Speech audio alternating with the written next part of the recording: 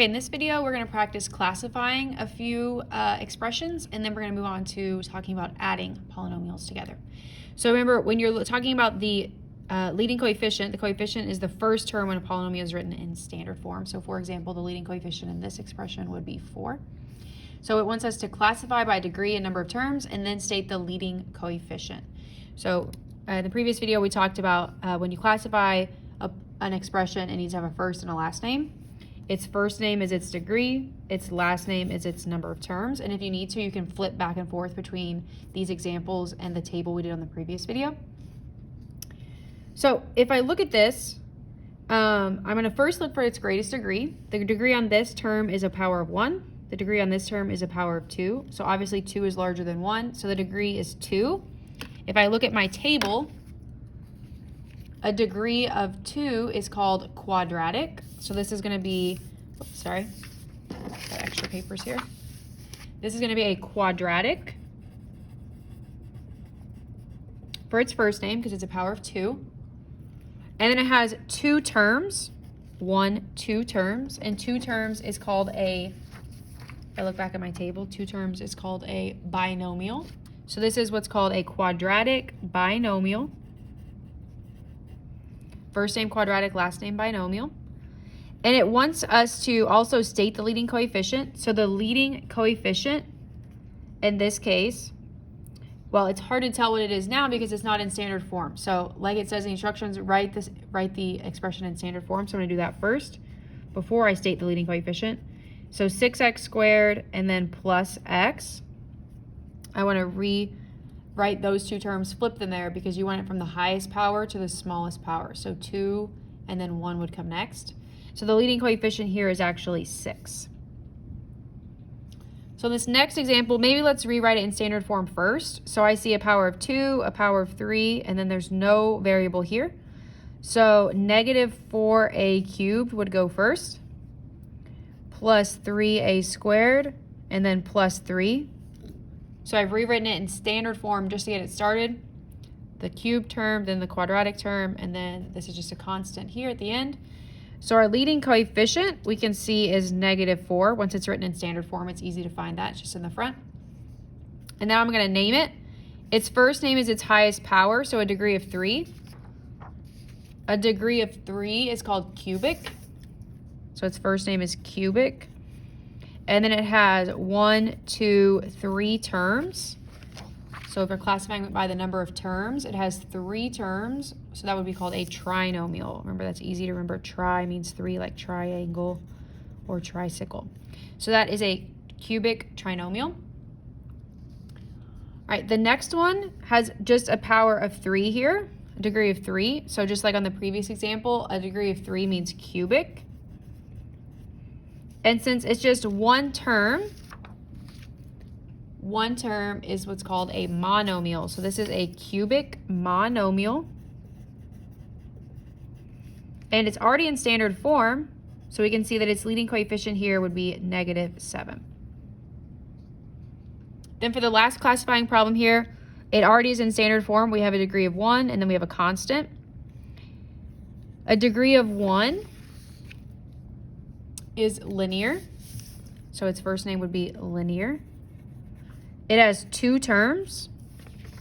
2 terms is a binomial. Bi means 2, like bicycle. So it's a binomial. And its leading coefficient is 6. So that's how you classify. You want to rewrite it in standard form first. Its first name is its degree. Its last name is its number of terms. And you can use that table to help you. Okay, now that we've talked about classifying, let's move on to talking about adding polynomials. So adding polynomials is pretty straightforward. It's basically just combining like terms. So if you look at this first example here, we're going to talk about 2 different ways you could do it, a horizontal method and then a vertical method. So horizontal method, we're just going to, essentially what we're doing is this is a positive 1 here. And what you're doing is you're distributing that positive 1. But as we know, if we distribute a positive 1 there, it's not really changing anything in that second set of parentheses. So I am just going to, hold on one second, actually. I'm going to rewrite it up here. I'm going to rewrite this without the parentheses.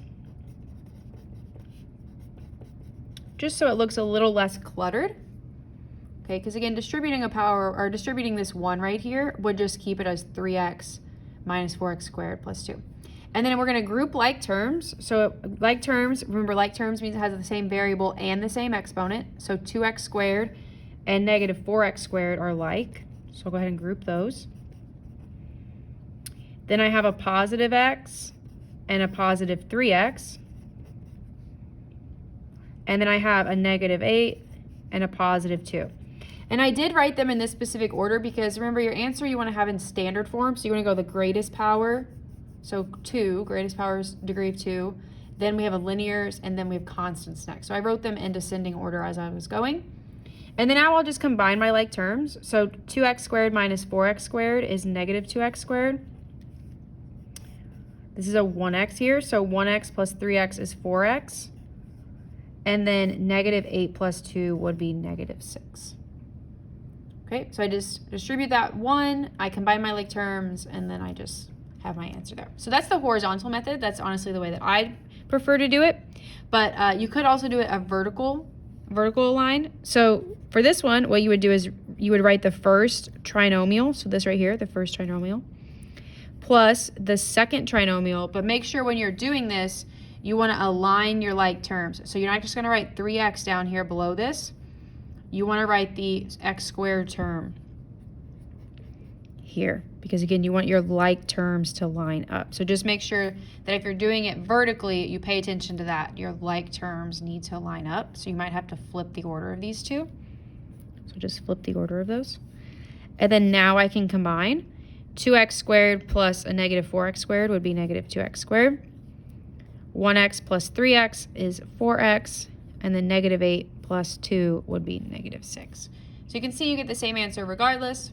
The only thing with the vertical is just make sure that you have them lined up nicely before you start adding. Okay, so I'll just try one here with you guys, and then I'll leave the other 3 for you guys to try on your own. So again, I'm just going to do it horizontally, this horizontal method, but if you like the vertical method, you can do that as well. What we're really doing is distributing this 1 here, which we know doesn't really affect anything. And that second trinomial there. So I'm going to rewrite it without the parentheses. Then I'm going to combine my like terms. So 5x squared minus 2x squared is 3x squared. Negative 2x plus 3x is 1x. And then lastly, positive 4 minus 1 is positive 3. And that it would be my answer there. So not too difficult here on this. Just as a hint on getting started on number 2, you're just distributing a 3. So that one is a little different than the ones we've done so far. You're distributing 3, so 3 times x is 3x. 3 times negative 3 is negative 9. But then you would still just combine your like terms. So I guess I'll go ahead and just finish this one. X squared would come first, because remember we want to go from descending order from the highest power to the lowest, so x squared. 2x plus 3x is 5x, and then I have positive 1 minus 9, so negative 8. So there would be that answer there. So basically what you're doing when you're adding your polynomials is you're just distributing. Here it's a 1, here it could be a 3, it could be a different number. You're distributing, and then you're just combining your like terms, which is something we've been doing since the beginning of the year. So nothing too challenging, I don't think, there.